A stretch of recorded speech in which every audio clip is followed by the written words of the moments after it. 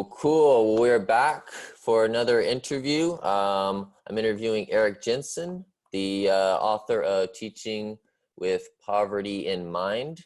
I read this back in 2015, and I've been looking forward to just interviewing Eric, asking him a lot of questions about it. There's a lot of teachers sitting around at home on Zoom with their students, and I look forward to being able to kind of go through, because I'm sure there's a lot of questions that people have, especially nowadays with knowing how to connect with and to teach students that are in more challenging situations. The first question I want to ask you is, what is your definition of poverty? My definition of poverty is that if you're talking about what students experience or what people experience, it's usually an aggregate of risk factors. So an example of a risk factor would be a divorce, constant discrimination. It could be housing insecurity, substandard medical care. It could be a dangerous community. You could make up a long list of risk factors, and each one of those risk factors would be small if it was the only one. For example, if a middle-class person's car breaks down, they might have a friend to call on, or they might be able to rent a car for 2 days and get it fixed or put it on their credit card. But many who are poor don't have that option. Something as simple as your car breaking down could mean you might actually lose your job. So the difference is it's really an aggregate of risk factors. Almost all of us have had bad things happen to us, but there's a tipping point when too many things over time just keep going bump, bump, bump, bump, bump, bump, bump like that. And then there's a point at which it's like, ah. So that's what poverty is to me. It's an aggregate of risk factors. By the way, you could throw in risk factors such as a lack of equity in schools. Lack of risk factors could include things such as discriminatory policies on federal levels, state levels. I mean, you could make a list that's so long it'd be depressing, but that's the reality, is there's just an aggregate of risk factors. And do you think the standard of living in the United States contributes to those risk factors? Because, to be able to function in society, you have to almost have Wi-Fi, a car, you have to have a lot of things, because that's kind of where our society is at. So has our standard of living in the United States, does that affect the rise of poverty or the risk factors in the United States? It's a pretty complicated question and a good one. We have seen, if I could set aside the current circumstances just for a moment, which is hard to do, but if I could set those aside for a moment, there has been some stability over the last 50 years in terms of the numbers of people, percentages of people who are poor in the United States. So if you ask yourself, why hasn't it gotten better? You could go with a whole list of things. As I said, discriminatory policies. It's harder for poor people to get loans. It's harder for poor people to get jobs. The cost of living is high, and the minimum wage hasn't gone up proportionally. So you could look at you could look at poverty from a federal level, a state level, a local level, and a classroom level, and come up to an answer to almost every one of your questions about, what's going on with it. But I can tell you that while on the outside, the numbers have appeared to be very stable, what that tells me as a researcher is that the people who are in power and have been in power over the last 50 years probably have agendas to keep things where they are. They probably have some vesting to say, let's keep things where we are. Many people don't want to hear that, but many who are poor absolutely know that to be the truth, because they experience discrimination constantly. So I'd say the likelihood of poverty numbers in the US changing for the better isn't very strong until you have some pretty strong changes in society. I don't know how to do that. I'm a micro person. Like I say, how can a classroom teacher help a student have a great day every day? That's my focus. And that's Because a if you great. go real big picture on how do we understand it or fix it, I think many of the answers are actually pretty depressing. Sorry about that. Well, I think the fact that you are going micro empowers people because they feel like they have something to do besides waiting for the big picture almost to change, or systems to change in a way. Absolutely. The truth of the matter is that we feel less stressed when we realize and focus on things that are something we can do or change or fix, alter, repair, invite, connect. Anything that we can do, it's going to reduce our stress levels. All the things that are outside of us, like if you watch the daily news every night that comes out by, the networks, you could get really stressed over watching all that because 90% of that or more, you can't do anything about. So you have to, every day when you wake up, if you're an educator, you say, how do I help our students have a great day, and do the things you can do. That's why all over the country, there are schools that do amazingly well, because schools get the staff to lock down and focus on, this is our mission. This kid, this student is ours. We're going to lock down on that student. Our school is going to provide equity, and we're going to ensure this kid has a great shot at life. That's the only, to me, the only place you can go. I have colleagues who think that I should get teachers vested more in the federal and the state level and more in policy making. In, you know what? There are times and places where it can work, such as the teachers who walked out on the job to get higher wages. I give props to them, but I also want to say that teachers in general have so much on their plate that doing that was something they thought would get a change. And for some of them, it did get a change. But it was a micro change in the long haul. Here's why. Now states say, we don't have enough money in the budget to pay you because we aren't collecting income taxes. And because of the current circumstances, our budgets are more strapped than ever. So let's see, state employees, who are we going to cut off? Who are we going to reduce wages on? You understand what I'm saying? Like, until states and the federal government do things like create ratios and protected pay for teachers, how many amazing people are you going to keep in the system when they think they could just be let go? So there's a whole side of it that's in the political and economic side, and teachers have to find a way to stay sane every day. And that's part of them being a great teacher. Can you either compartmentalize that, or can you go home feeling good about what you do and take 30 minutes every weekend to do something that you feel like might invest in the future? In chapter 1, you talk about 6 different types of poverty. I can name them really quick: situational poverty, generational poverty, absolute poverty, relative poverty, urban poverty, and rural poverty. Yes. Did you come up with those 6 types of poverty from the research you did, or was this kind of known information going into the research? There's a good bit of evidence that you could take poverty and slice it and dice it all kinds of different ways. For example, you could do it geographically.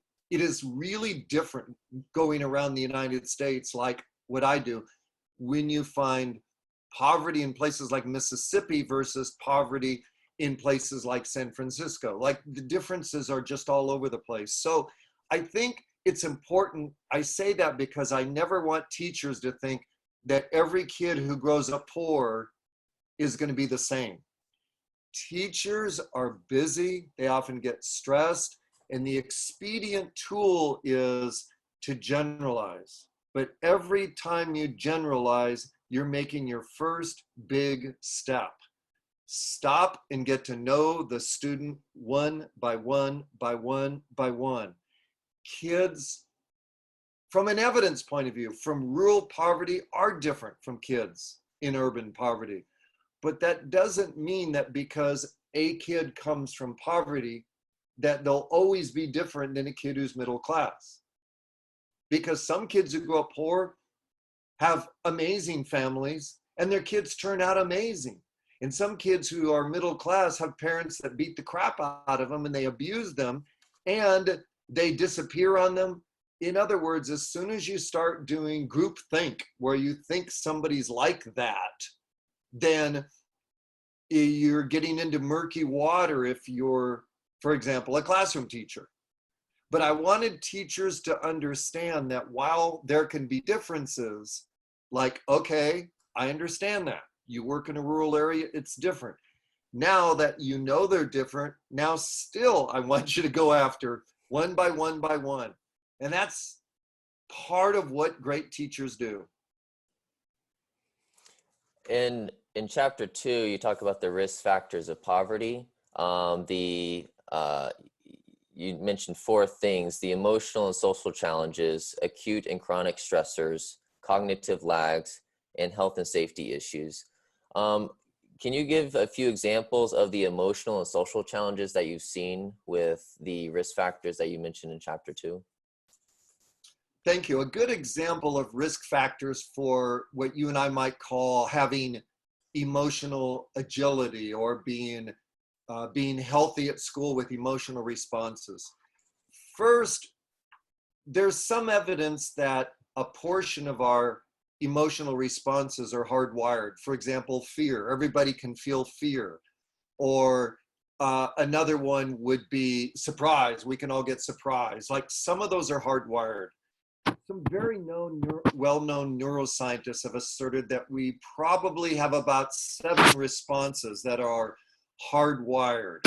Now, why is that relevant? Because everything else has to be taught.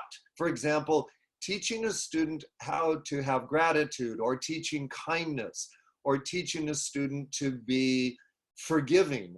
Those are qualities, or you might call them traits, that we don't have evidence that those are hardwired. The takeaway from that is you will find a greater portion of kids who grow up in homes with closer to the number 7 of potential emotional responses, or fewer of them, than kids who grow up in middle class and upper class homes. The result is, in a classroom, a teacher may get ticked off at a kid and says, "Hey, Eric, can you just dial it down a little bit? I don't need that right now." And sometimes a kid will just roll their eyes and just go like, "Yeah, right." And they'll just lean back. And the teacher who hasn't read one of my books might think, "Hey, don't give me an attitude," because the kid was responding the way the kid knew how to respond, which is, if your keyboard has 7 keys on it, hit one of the keys. So the kid's keyboard that he pushed might have been, here's the key for disgust, like, I'm disgusted. And the teacher's keyboard has all these potential responses, like, in the teacher's fantasy alternative universe, the kid would have said, "Oh, I'm so sorry, I was out of line. I'm just really sorry about that. I won't do that again." Like, that's in the teacher's universe, her world would have that as a possibility. So because the kid didn't do that, the teacher assumes, wrongfully so, that the kid is trying to irritate her and be out to get her. So anytime a person gets surprised over something or angered over something, what it shows you is that their view of the world is so small that that was clearly outside of it. And so for teachers, one reason you want to get to know your kids is because it just expands your world. Like, wow, I didn't know that could be true. Like, when a kid shows up late for class, and some teachers, and I've been in the classroom when it happens, yell at the kid for being late, the very first thing they should say is, "Hey, Eric, thanks for being here. Go ahead and have a seat and join your team. I'm glad you're here." Why would I say glad you're here instead of hey, you're late again, like getting on their case. Because I've been to classes where when the kid was late and I talked to the kid later on, I said, hey, what happened with you being late? And the kid told me about, well, there's a bunch of police on this road he usually takes when he walks to school. He knew if he walked down that street, he was going to get detained and questioned, and that would have made him either miss school or be really late. So he had to take a different route to come to school. This kid was totally committed to being in school. But the teacher thought the kid was a jerk and didn't care about school. Do you understand how tiny the world is for some teachers? And they're not bad people, they're just ignorant. Because the quite right thing to say was, thank you for being here. It's good to have you in class. Find a seat, join your team, and then later on, go talk to the kid. So that's an example of the emotional responses comes from having a world this big. And what's worse is thinking that everybody else's world is this big. Or if your world is like, let's say this big, but you need one this big. You know what I'm saying? It's like people have to understand that if you don't grow your understanding of their world and your world, you've got a mismatch every single day in the classroom. And the teachers who say they don't like working with kids who are from poverty, they don't like working with lower class kids, they like middle class kids, it's because their world is just like this, and they get that world, and they don't want to tweak, alter, arrange, or enlarge that world. So they're stuck in that box forever. They'll always have to teach in a middle school for middle class kids because they don't want to change their perceptions of the world and their assumptions and their beliefs. So working with kids just from the point of view emotionally, just from that one point of view alone, which is teaching yourself traits of empathy, teaching yourself that kids don't always know what you want them to do. Like many of them don't understand that empathy and forgiveness and being able to apologize, that all of those things are part of the equation, but that's in your world, not the kid's world. I mean, that's a big difference maker in a classroom. The second risk factor is acute and chronic stressors. So could a kid be having chronic stress from the teacher if the teacher's always yelling at them, the teacher's not understanding, the teacher's always getting on the kid's case? Would that be a chronic stressor that a kid could potentially have? Kids can get chronic stressors from almost everywhere, and some teachers do stress kids out every day because the kid doesn't feel safe, kid doesn't feel like they can succeed, they feel isolated, picked on. You can make a long list. So some kids starting off at a home can have one or two parents that stress them out, because when parents are stressed, their kids feel stressed.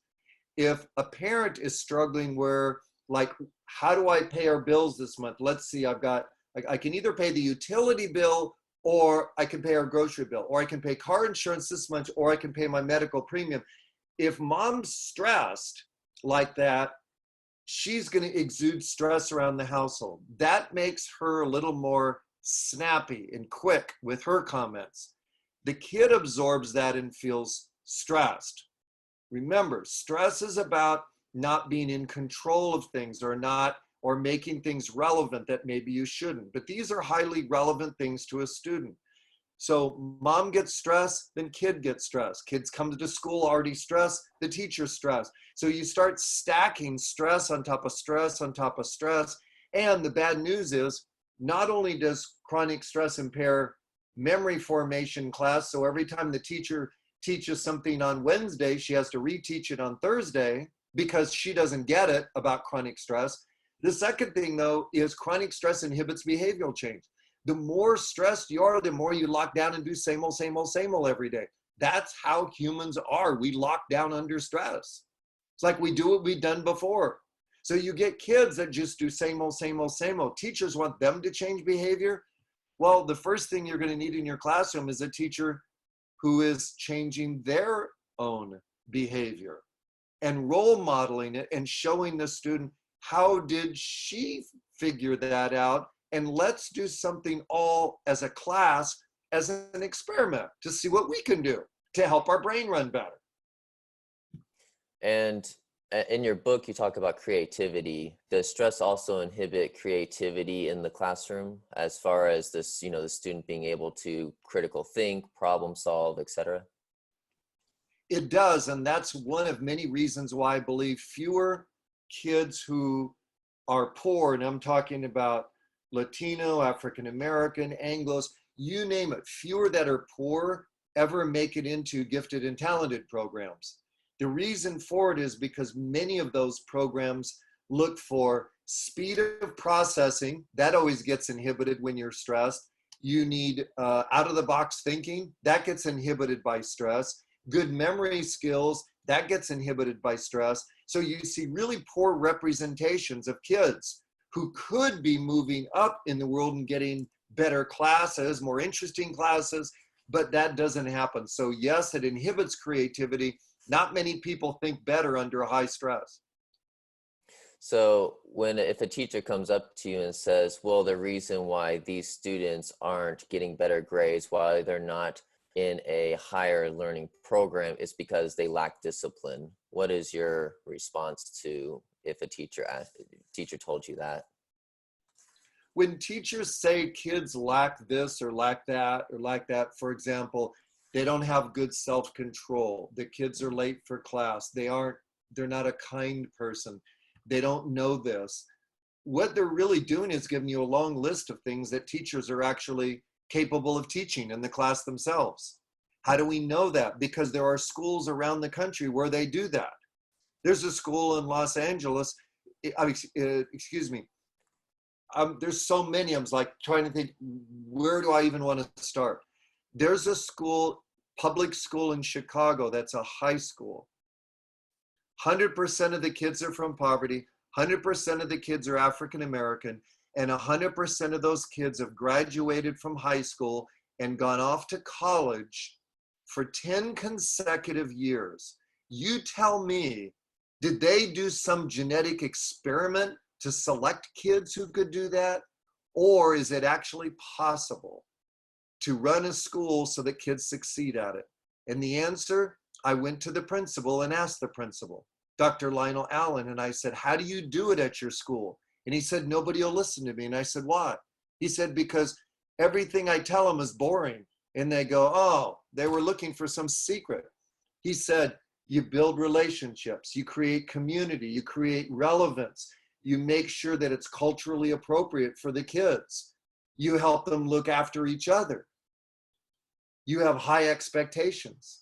You know what I'm saying? Like nothing on that list would give someone like a big shock.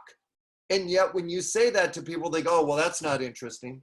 Well, he's done that at his school for 8 straight years. And then the last 2 years, he went off to form leadership programs for other principals to show other principals how he did that. The takeaway from this is anytime someone says the kid's the problem, I'd say, well, that's always a possibility, but let's back up and see if we can get a little wider understanding here of what's going on. Because it could be that a bigger problem is that the kid is being abused at home. And when the kid comes to school, the kid's just in recovery mode. So you have to find out, what is it that you don't know? What is it that you're assuming that's dead wrong? What is it you don't know about this kid's world that would make you realize that if you did, things would change? Like anytime teachers think discipline's the problem, hard work is the, listen, good effort is taught. Babies put out no effort at all. They just poop and they cry. And giggle. That's a baby. Poop, cry, giggle. There is no effort in a baby. Effort is a learned process. So are behaviors, learned processes. So when teachers say the kids can't do that, who are they really talking about? Teachers are talking about what they really should be saying is, I don't know yet how to work successfully with this student. Maybe I need to ask a colleague. That would be a better response. This is a lot to process, but we'll keep pushing ahead. And I want, you mentioned cognitive lags. What is a cognitive lag? Do you have a few examples of cognitive lags being a risk factor? So a real common lag is that kids will be starting school between 1, 2, or even 3 years behind in reading scores. Okay. Primarily that comes from lack of access of quality reading material around the house, meaning you don't see as many books in the household. It also comes from parents who are working but not at home to read to their kids very often. It also comes from not having a quality early childhood support program, meaning we're talking from ages 2 to 4, some type of a Head Start program where they can learn the basic early skills, and their numbers are lower because chronic stress inhibits a lot of the learning process, like vocabulary and memory. So when you put all those together, you get a kid showing up at school that may have a cognitive lag.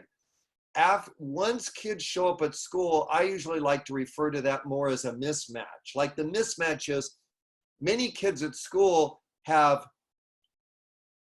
what you'd call street smarts. And that's different than academic smarts. So street smarts is, what do you do if your electricity goes out? What do you do if you don't have, for example, food on your table? Like most middle-class people would just freak out and panic. But lots of kids know exactly what to do. That's street smarts. So that's a different way to think about what you might call differences in kids from poverty, is that they've got a lot of street smarts. All you have to do is to help them translate that into a classroom, translate that into life skills, and help them get up to speed enough so that by 3rd grade, they're reading at 3rd grade level instead of just keep kicking the can down the road. Many kids who don't read well by 3rd grade don't read well by 10th grade. And I'm thinking, really? For 7 years, 0 progress? Really? Like, that's kind of hard to wrap your head around. You mentioned about having books around the house, parents that read to their kids.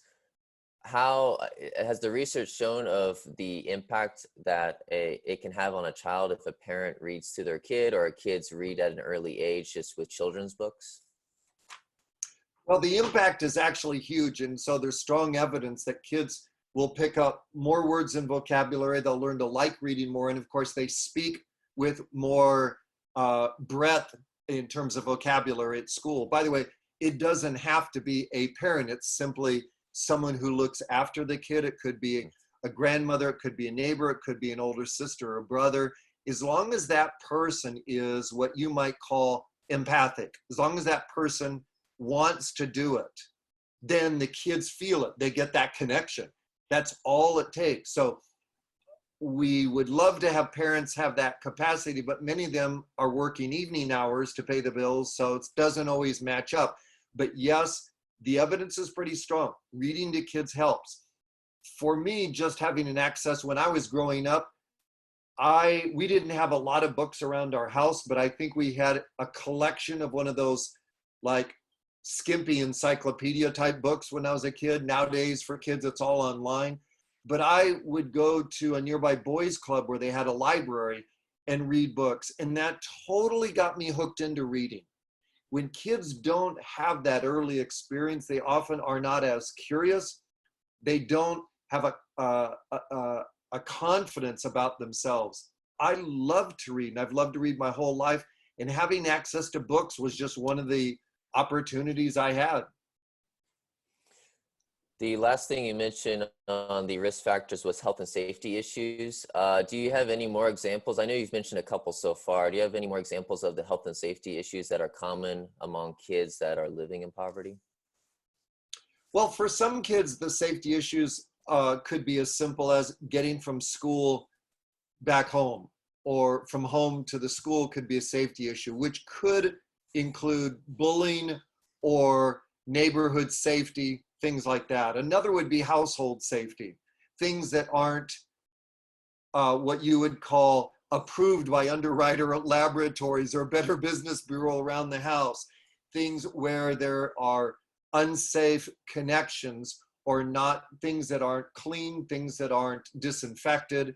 That's a different type of safety. Getting hurt at home or by neighbors or by an uncle, those are safety issues. So the example of abuse. So the safety issue could come about from all different angles. The takeaway from this is that when kids don't feel safe, their brain is different. If there has been some type of either traumatic, meaning single event abuse, or if there is chronic steps for abuse, the kids will adapt. And then it'll adapt either by withdrawal and make kind of disassociate, with that withdrawal, meaning they cease to care about things. And so in class, the kid sits there and he doesn't care. He doesn't give a rip at school, because what his brain learned after people hurting him was the more I cared, when I cared about loved ones, I got hurt. So the student learned more relevance gets you hurt. So his brain says, quit caring. So the kid learns to quit caring in school. When teachers say, well, he's not motivated, actually, that just means you got to start a slow process of building up in them somebody who cares, who won't let you down, who's going to show you that small steps will help get you there in life. Now, the other student who was hurt badly from there wasn't enough safety could have been someone who was struck or home violence, things like that, in an acute type of a stressor. It could have been sexual abuse, physical abuse, things like that. When that happens, then the brain may go in another direction, which may be to become like anxiety disorders, like edgy all the time, because their brain says, hey, something bad happened to you, or it happened to someone around you, and that's because you didn't do something about it. You could have changed something and you didn't.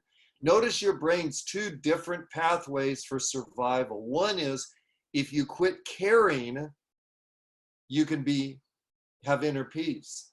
The other is if you take charge, you take control over things, then at least you can try to do something about it. That's the kid in class that'll talk back to the teacher. That's the kid in class that might take a swing at somebody or hurt somebody.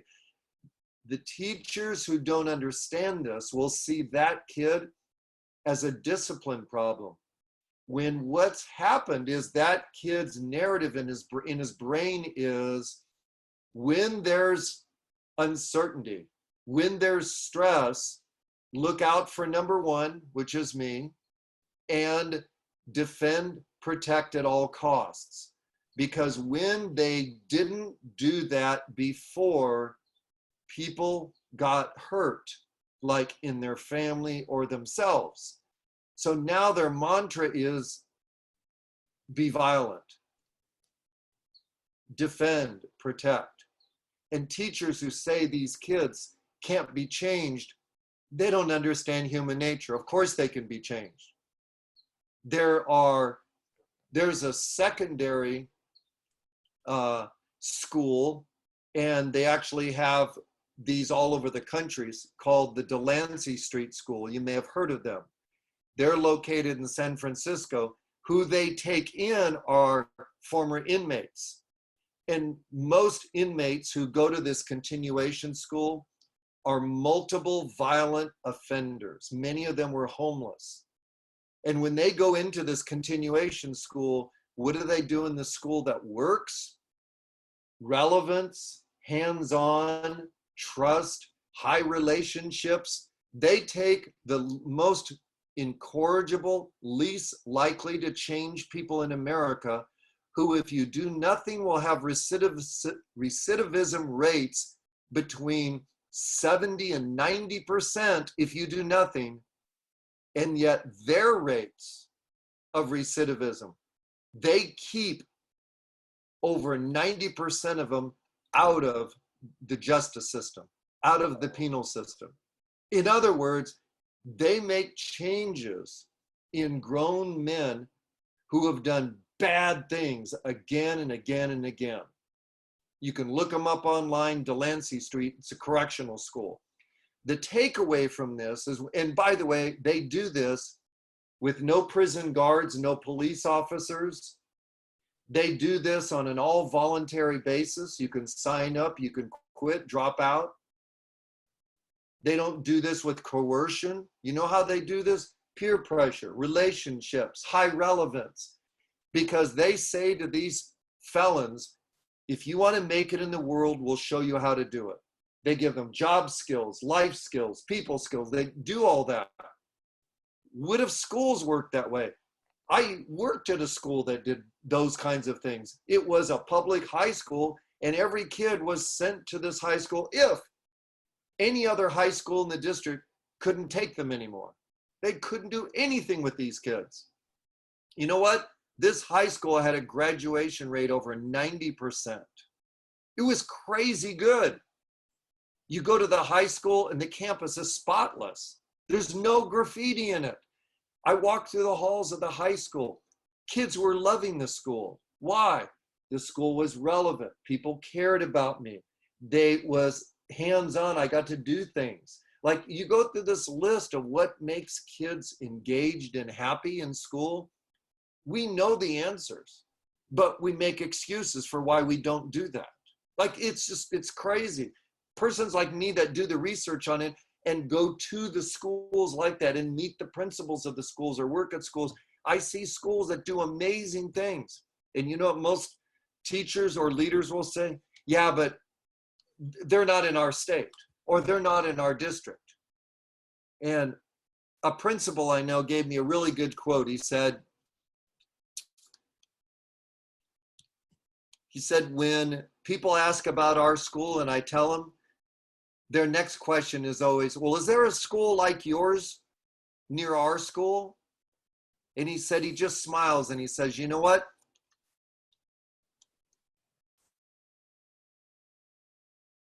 If it takes you more than one school that works, that turns kids around, that does amazing things, if you're asking me for another one and another one and another one, maybe you just don't want to believe. And when he said that to me, I just went, wow, that's pretty heavy.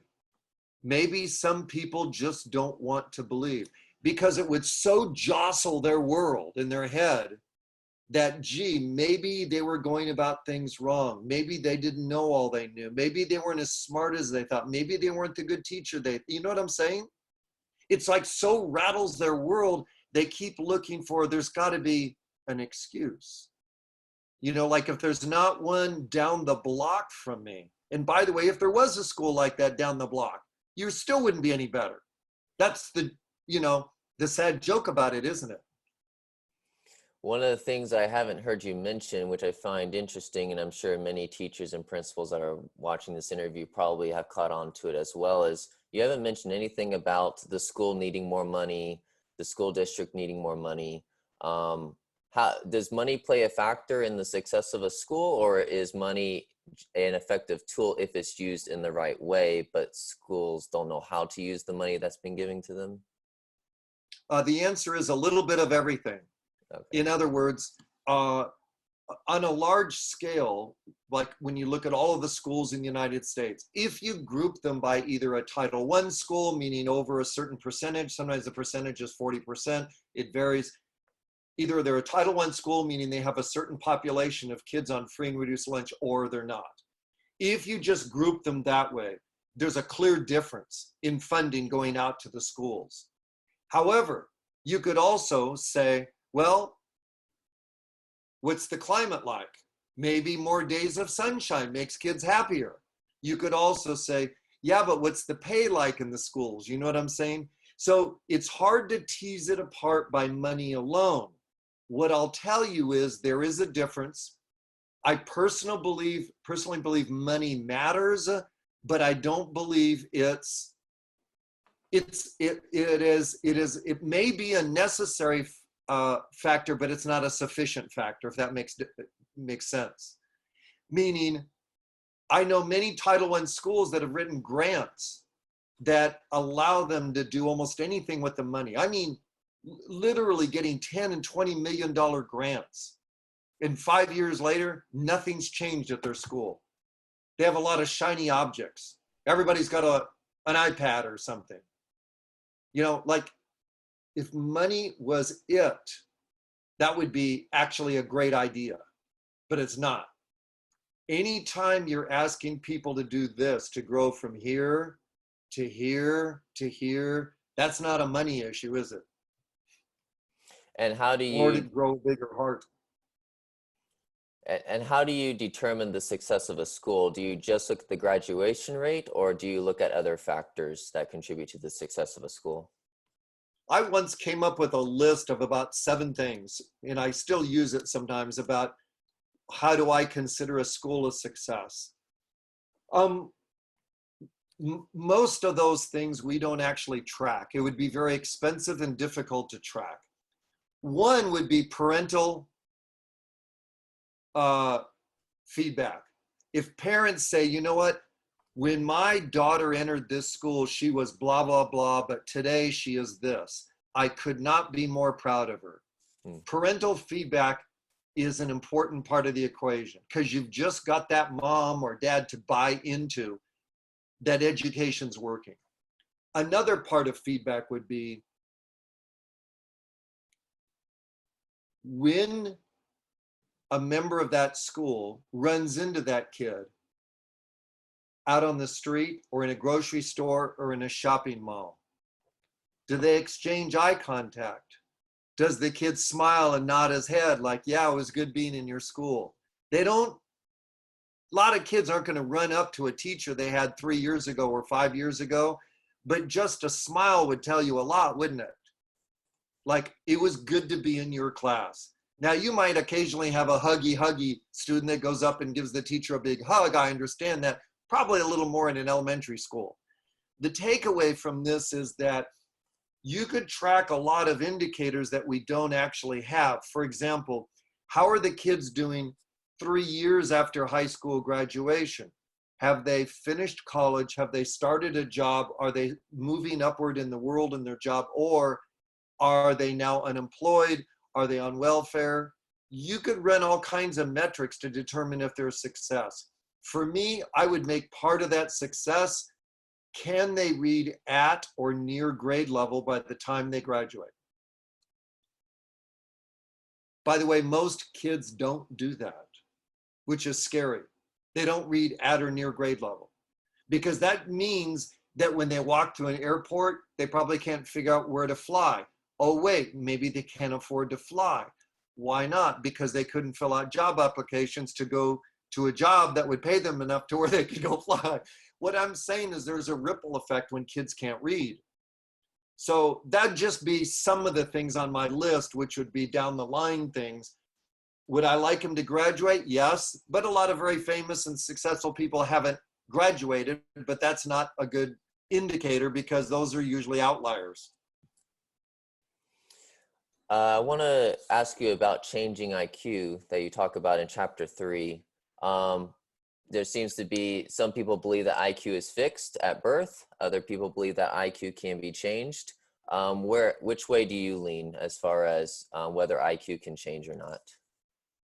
The IQ studies are quite interesting, and they're relevant for any teacher to know, because if students have in fact a pretty fixed IQ, then it would change how you approached your work. Here's what the data tells us. The data tells us that if your parents were very well off, like we'll say parents in the upper 25% income, that the heritability, mean the probability that you would have an IQ like them, that's what I mean by heritability, the probability that their IQ would show up in you, it's high. It's around 75 or 80%. Notice even then it's not 100%. Some parents who are well off have kids that are a disaster, that are really low. But I'm just saying, in general, the heritability is high. Now you can guess where I'm going with this. If your parent is middle class, your heritability of your IQ, of their IQ and you, if you're middle class, is closer to 60 to 70%. That means that if you have a better than even chance that your IQ will be like them. Now that's not a sure deal. That's not a slam dunk deal, but it's kind of good news if you're hoping for something close to your parents. But wait, if your IQ, excuse me, if your parents are lower income, meaning the bottom 20%, of income, the heritability of the parents' IQ in their kids is low. It's under 10%. Let me translate that for you. In lower income families, environment matters more. It matters more than it does in upper income families once those kids are off in the school setting. How does that make any sense? One way to understand IQ is that there's a reason that people say that a typical IQ is about 100. That's because some people have an IQ of 150 and some have an IQ of 50. So the median is around 100. But the relevance in the classroom is this: the worse off your students are, the more upside there is. Meaning if you've got a student that had 120 IQ, it's very tough to improve on that.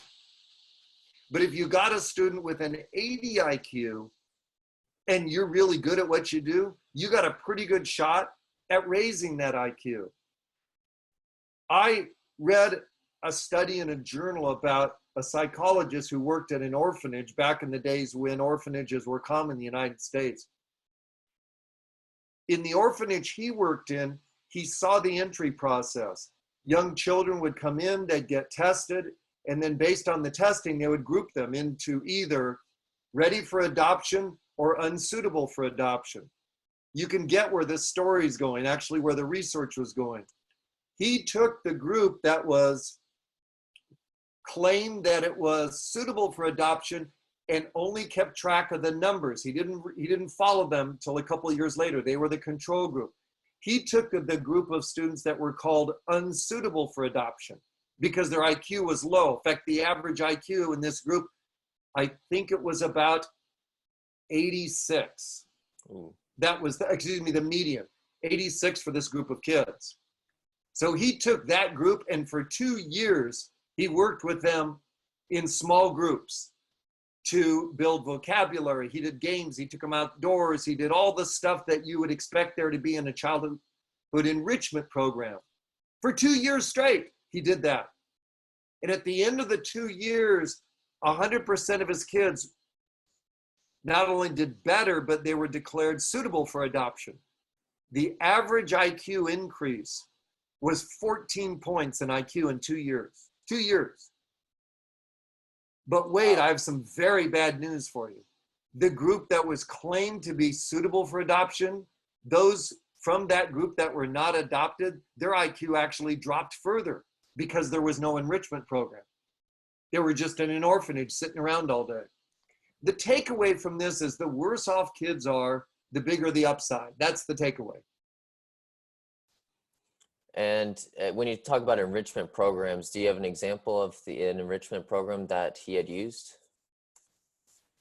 Well, in his case, the enrichment program was a lot of outdoor childhood games, the ones that would require things like in a ring with doing ball toss. Now you have to attention, disconnect, or catch eye contact, or it could be things where you're doing games where you had a counting game, where you count, stop, remember the previous numbers. In other words, these were games that required cognitive skills, motor skills. These are as simple as the ones where teachers teach kids how to do tracking, to learn how to read in a classroom. Those which many early childhood teachers would consider basic, he did all those. You know, and teachers today say, no, we should be teaching academics, but they don't understand how the brain works, which is a shame. And is this being taught in, when someone's going to college to become a teacher, have you seen college courses teaching more of this stuff, or is the college courses that is being used today, do you feel like they're outdated a little bit? I think the college courses that are teaching teachers, the majority of them are outdated. The majority of them. I know that because I've worked with the principals of the schools that hire the teachers that just got into their school teaching, like first-year teachers. In one area, I had a group of principals tell me that the first year when these teachers come to our school, and by the way, he was a leader at a high poverty school, 50% of his teachers would quit after the first year. Oh. Does that tell you there was good teacher preparation? Not on your life. The worst I've heard was a principal tell me that he had 80% of the teachers quit after the first year. You know what the teachers are saying? I can't teach these kids. I can't do this. Now, clearly, leaders play a role in this. You can't leave them out of the equation, but I can also tell you that teachers are showing up on their job. They don't know what to do. They don't know the student population. They don't have coping tools internally. In other words, there's this massive mismatch between who they work with and who the teacher is, who they are. Anytime you get a mismatch like that, we're going to say that the students don't have much chance. That's when there is a problem with equity in the school. You have to have curriculum that matches up, discipline policies that match up. You have to have instructional policies that match up. You have to have a teacher who is culturally sensitive, culturally aware, who has empathy, good recovery skills, the resiliency, the bounce back. I mean, you're asking for a rare equation. And when all that comes together, you get what you and I would call those super schools that do amazing things. And some staff at those schools, they do things every single day that most teachers around the country, they couldn't dream of doing. Like the average at some of these super schools is more than a year's worth of gain every single year. Like that's crazy. But they do it. In chapter 5, you talk about classroom level success factors. I found this, I love how you have a chapter for this, because a lot of maybe there's some teachers like, okay, I can't control what happens outside my classroom, but I can control what I choose to do inside my classroom. Has there been any cool success stories that you've heard from teachers about what would work in a classroom, what doesn't work? I know when you have a kid sitting at a desk all day, it can be, let's just say, not ideal. I don't know if you've ran into any stories just with what teachers have used. Yeah, some of my colleagues are amazing teachers. For example, they get their students out of their seats every 20 minutes or so. And when teachers say, yeah, but if I ask them to get out of their seats, they just roll their eyes. And I said, I understand that. Let's try a different approach. How about if you put the students in charge of that? So every 20 minutes, the student just jumps up out of his or her seat and says, it's time to dance. Or every 20 minutes says, all right, everybody, get up and move your butt. And the kids start marching around the room. Or you put on a dance song. The takeaway from this is movement alters your brain. It juices up your brain with good brain chemicals like dopamine, noradrenaline, and on top of that, maybe serotonin. The idea behind this is get your brain ready to learn. It also adds circulation to your body. And if your students are a little bit older, you can have those that are in charge of this, where it's kind of a reward task. Like they get to be the one that chooses the music as long as it's approved by you. They get to be the one that leads the energizer. And of course, at a secondary school, what kids see when others do that is they say to themselves, shoot, I can do better than that. And so then you get a lot of fun with peer pressure. The second thing I would expect teachers is they have to be a lot more explicit in how they run their class. The best teachers will say to their students on day one of school, and they do it. They say, listen, this year or this semester, I got your back. I am on your side. I will not let you fail. Case closed. I never had a teacher say that to me. In all my years in schooling, teachers used threats. They kept it hidden. I wasn't sure if the teacher had my back or on my side. Listen, day one of school, you have no other mission than for kids to walk out of that classroom to know absolutely without any doubt that the teacher is an ally, They got my back. They'll go to war for me. They'll take a bullet for me. I want a teacher like that. And if you give me that teacher, I will walk over broken glass for that teacher. I'll show up early. I'll stay late. I just need somebody on my side. Many kids have things so bad at home.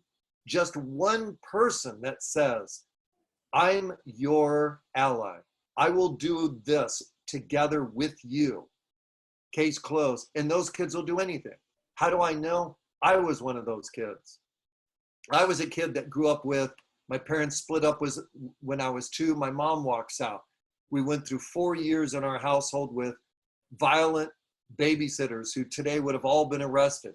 By the time I'm 6 years old, my dad marries for the second time. He actually married 4 times. His second marriage was a disaster. The woman was violent, alcoholic. She was abusive. 9 years with this stepmother. Not once did myself and my sisters ever go into the kitchen with this woman because that's where knives were kept. For me, growing up every day, it was a survival. This woman was so scary. I've had a loaded cocked gun held at my head, and I heard, do what I tell you, or I will pull the trigger. Every day when I was at school, I sat in class and thought about what was it going to be like when I got home. When things got really bad, my dad would move us out, and we'd go live with my grandma for a few months, go to a brand new school. And after a few months, evil stepmom promised to be good, we'd move back. Things would start up again. My dad would move us out again.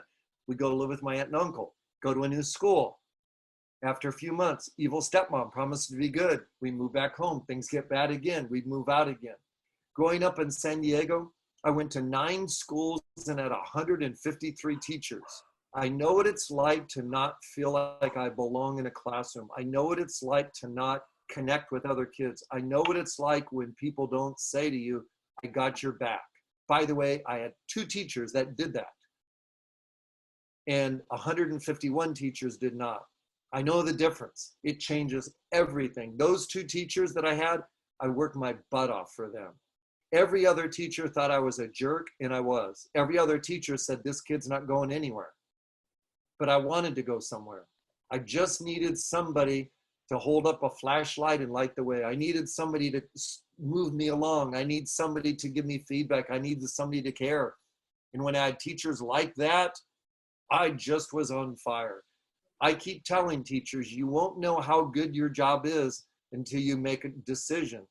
And that decision is, I'm going to be that teacher. Those are the little things you can do in the classroom with your control.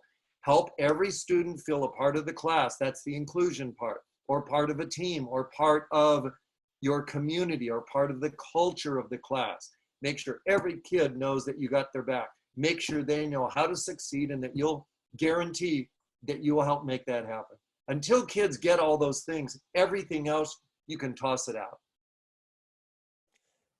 That was an amazing story. I'm sure there's probably a lot of people that didn't know that about you. Is that what inspires you to write these books, to train teachers, to do everything that you're doing? Because you're very passionate about teaching students that are in tough, very challenging situations. What inspires you to keep beating this drum? Well, when I get asked about a class that's difficult to teach, or kids that are tough to teach and all that, in my mind, what I think is, that was me. I was one of those kids. I barely graduated from high school with a C average. Like, I was one of those kids. And so that's who I want to stick up for. That's who I've been writing books for. And I've written books for kids with disabilities, books who struggle, the ones that come from poverty. That's why I wrote books on music and the arts, because that can play a big part of it, or the more physical education. In other words, I want teachers to say, who's the one kid in my class that has the least likely of success? That kid is my mission. That's what I want teachers to do. Not only does it make the kid happy, but the teacher has a reason to teach every single day. What's the number one question that a lot of students like to ask you? Whenever you're in a high school or a elementary school setting. Let's see. biggest ones would be common ones you've heard before, things like, why does school have to be so boring? And of course it doesn't. But I think what they're really saying to you is, can you make this behaviorally relevant for me? Teachers have gone through that for hundreds of years, maybe thousands of years, and your best teachers can make almost anything relevant. That's the reality of it. That's part of the answer. And the other part of the answer is a lot of curriculum is irrelevant. So teachers have to find a way to balance those two. Was being bored a lot, those are things teachers can change, and it's not all about the curriculum, is it? It's about the excitement of the teacher. It's about how things are presented, how much engagement is there. So you could make a long list of tools for engaging kids, including them, things like having them engage by sharing what they do know, or creating a large graphic organizer, or having them write a little bit about what they don't know and would like to know. I mean, you could make a long list, but the takeaway about why they're bored is that it's less about the topic and more about how it's presented. I have listened to scientists on YouTube talk about a small ocean creature an inch long and make that interesting. Like, that's crazy that they can do that. You know, what's the takeaway from this is good teaching is good teaching is good teaching. Hey, listen, it's been a pleasure. I got to run. Do you have one last question, or are we good? Yes, one more question. A lot of teachers, a lot of public school teachers are using Zoom to teach their students. Really quick opinion on how effective do you think the Zoom platform is while teaching a class with the teachers being at home? Well, anytime you ask a question about, like, is this a good idea? You always have to say, compared to what? Okay. So Zoom is way better than nothing. I like Zoom. I use Zoom. It's way better than nothing. Having said that, person to person can be pretty strong. Person to person is good. I would not want schools to think that, oh, we found the Holy Grail, now we can do, you know, learning online. Listen, learning online takes a lot of rules setting up. It takes an enormous amount of internal lockdown. It also takes having a strong motivation for the learning itself.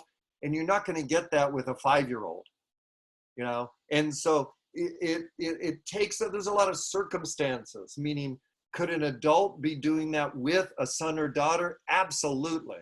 The takeaway from this is, my first choice would always be, could we do this live? That's my first choice. But for some kids, they're home and their parents are already back at work by now. So you have to always weigh something. Is it better than? Yes. Is it my dream? Nope. Awesome. If people have questions, where can they find you online? Go ahead and name your website, your email, I guess any upcoming events. Best way to contact me, my website is Jensen Learning, my last name Jensen, jensenlearning.com. If you go there and click on the contact button, you can get to me there. You can also find me in any of the books I've written. There's usually contact information. Email address, it's info at jensenlearning.com. And thank you so much, Jared. It's been a pleasure. Awesome. Thank you so much. And best to everybody out there, coping, thriving, doing better by the day, and have yourself a great day. Bye-bye. Bye-bye.